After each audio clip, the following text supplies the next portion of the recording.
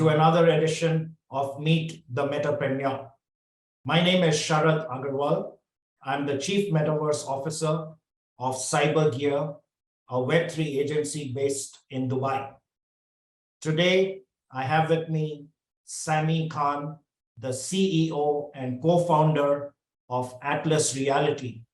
He is joining us from Austin, Texas. Welcome to the show, Sami. Thanks, Sharad. Thanks for having me today. No, absolutely. And I've been reading a lot about your success in the gaming industry. And I thought it's a good opportunity for us to connect and discuss your success with our audience. So please go ahead and introduce yourself to our audience. Yeah, well, I'm the CEO of Atlas Reality. We're a virtual real estate platform. We're actually the largest virtual real estate platform in the world. And so our goal from the beginning has been to build a gamified layer on top of the real world where players can actually own and improve virtual real estate right where they're standing. And our most successful product, Atlas Earth, which we'll talk about today, is really taking, the real world layer and owning a piece of the real world layer in a virtual world to the next level. Before Atlas Reality, I was fortunate enough to be a pretty established marketer. I spent over the last 8 years, I helped launch a fintech startup called Acorns that is now valued well over $1 billion. And I also helped scale a online browser extension that allowed Americans to save money called Honey. And Honey was acquired in 2020 by PayPal for $4 billion.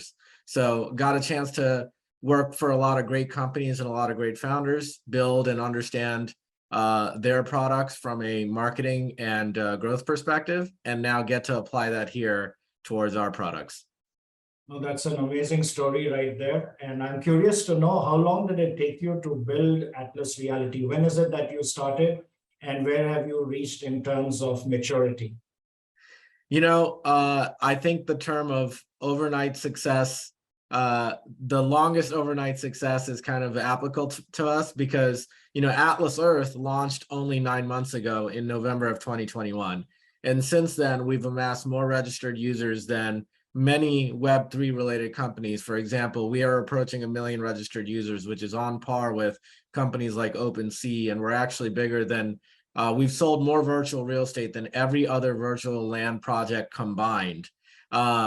But we actually started Atlas Reality in 2018. So it took us many, many years of building up our tech, iterating, pivoting, to get to what many may call an overnight success.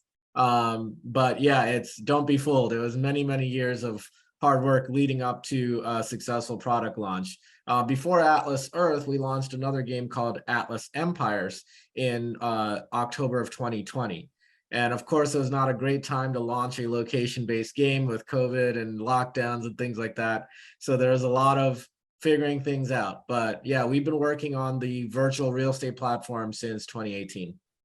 And that's amazing. And I'm curious to know again, what has been the secret to your success? I mean, what would you attribute it to? Yeah, I think, look, some of it is obviously luck and timing. As I mentioned, when we launched Atlas Empires in 2020, it did pretty well, but it was by no means a huge commercial success in the scale that we want. So a lot of success is timing. But the other half, I would say, is just understanding customers, and understanding where they are, how they're thinking about it. I think the biggest challenge right now in the world of Web3 is people are trying to build products for desktops because they are trying to figure out how to play nice with the app stores and the app store fees and the app store guidelines. But frankly, the ability and the opportunity to scale a desktop product is infinitely smaller than a mobile product. And these are just some examples that I think, we can learn. When I worked at Honey, when I worked at Acorns, what we realized was, meet the people where they are, where they're using the hardware and the tools and the psychologies that they're already used to.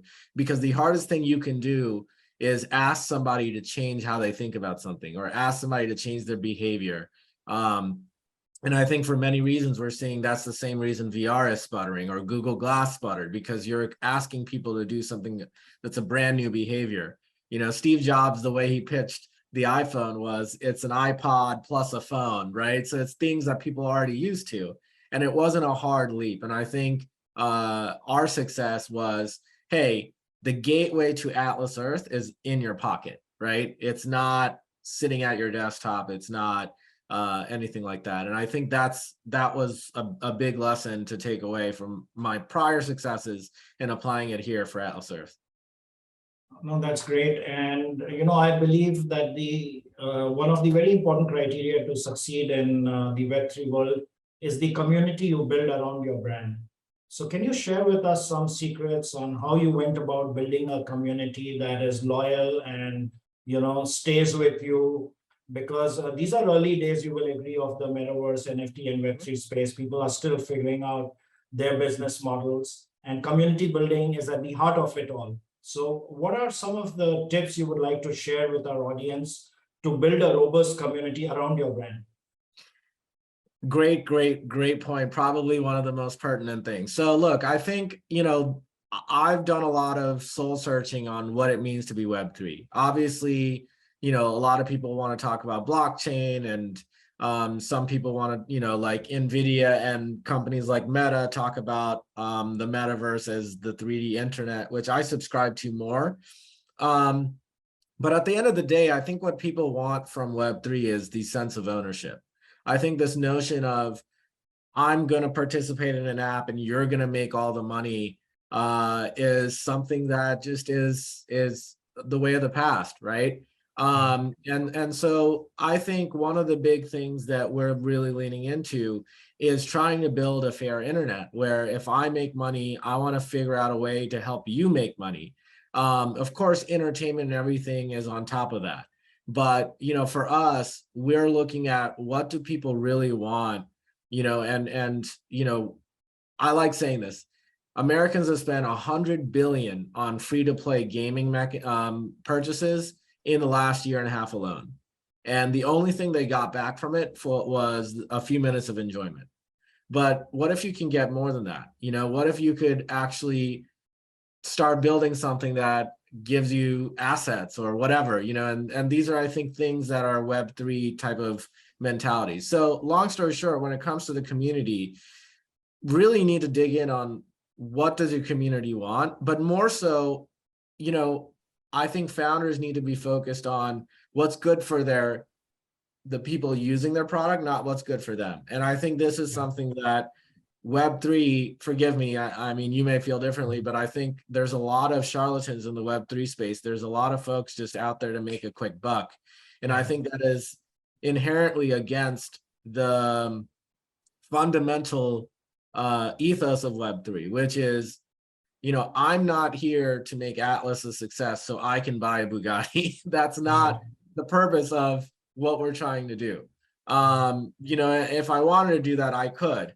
But the side of me is we need to do everything we can to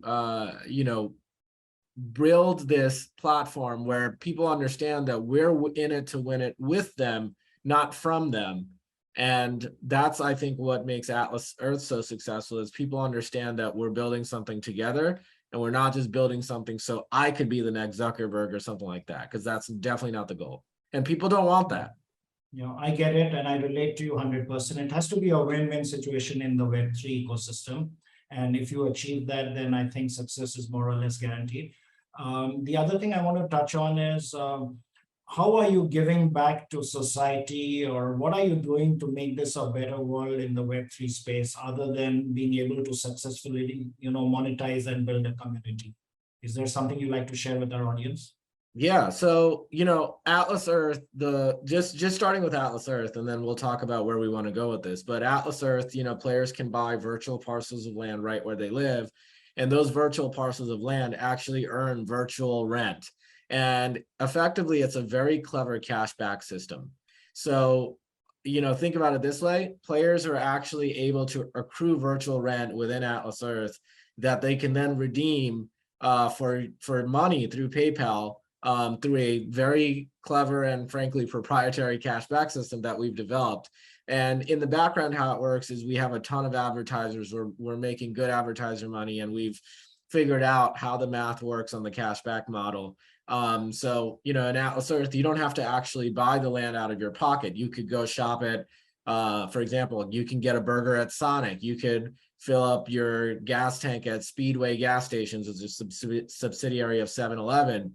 And those companies are paying us a commission, and we're giving a bit of that back in the form of virtual land, right? So our entire platform is actually built from the ground up to, give back a portion of what we're making in a way that is obviously legal and transparent and all of that stuff in a gamified way. So, from the very get-go, this isn't about, like I said earlier, if this was about me getting rich and me buying, the fancy car, then I wouldn't do that. I could argue that there are plenty of products out there that sell virtual land that don't have to set aside money or profits or anything, any of it to give back. And it's just, they're just hoarding all the money.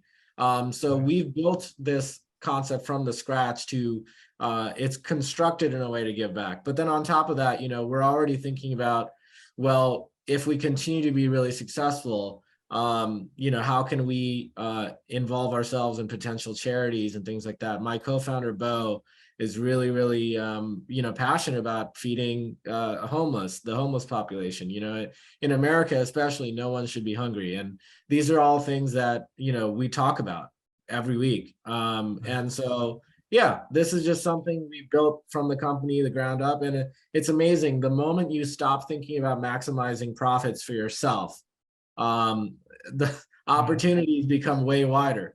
But I think, we become obsessed with how do we just make more money to give to our, to give to ourselves or give to our shareholders. That's when we kind of start losing our path.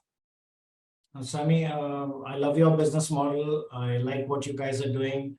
How do people get in touch with you?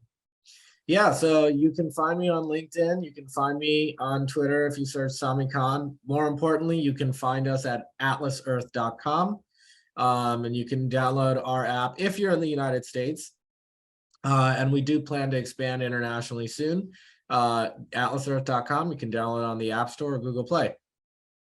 Super. Thank you for your time, Sami. I wish you continued success and good luck with Atlas Reality. And finally, before you go, where do you see Sami Khan 3 years from now? Where do I see myself 3 years from now? Hopefully continuing at the helm of one of the most established Web3 companies and doing some other good in the world as well. So that's my goal. But beyond that, I can't say. Okay, super. Nice chatting with you. All the best. Thank you. Yeah, Thanks, bye Sharad. for now. Bye-bye. Bye.